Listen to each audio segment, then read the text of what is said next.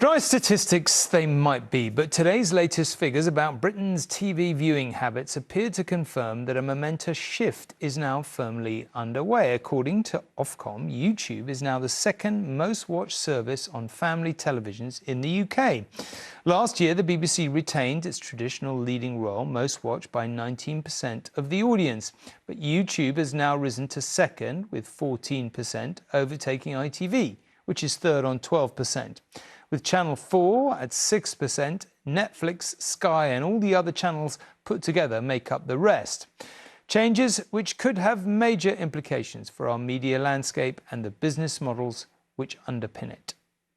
And welcome to the Sidemen. The TV set takeover is happening and YouTube is leading the charge. Where we're going to play guitar for 10 minutes a day. It is now the second most watched media service in the UK. 12 eager contestants. Behind the BBC, but ahead of ITV. You've seen this coming, right? This isn't new.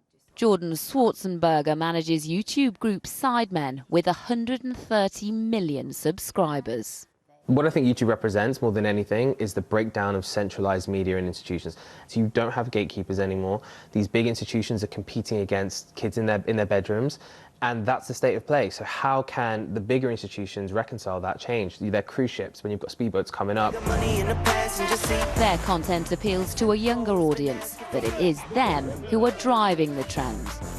16 to 34-year-olds watch 18 minutes of YouTube on television every day, and 20% of 4 to 15-year-olds head straight to the service as soon as they switch on. But even the over 55s have increased the time they spend watching YouTube on telly too, by almost double, from 6 minutes a day in 2023 to 11 minutes last year. I go to YouTube if I want to search certain things, but not for news. You can search instantly what you want and get it there and then. I go to the internet and I find all sorts of interesting little snippets on YouTube. Tell me why you won't give me some good steak. And it's not just short snippets we're watching on it, but podcasts, game shows and longer form interviews.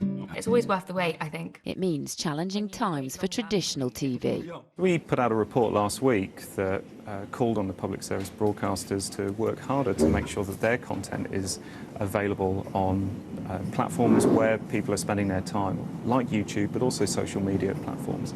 At the same time, it's important that those platforms make that content easy to find and easy to enjoy for audiences. But we are still coming together for key moments in the old-fashioned way. 11 million people watched the Lionesses win on terrestrial television. Boys, bring them in! Nevertheless, though, the juggernaut that is YouTube just keeps on rolling. Lucy Watson, News at 10.